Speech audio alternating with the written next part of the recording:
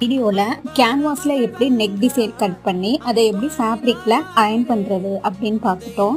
இந்த வீடியோவில் அதை எப்படி ஸ்டிச் பண்ணுறது அப்படின்னு பார்த்துடலாம்.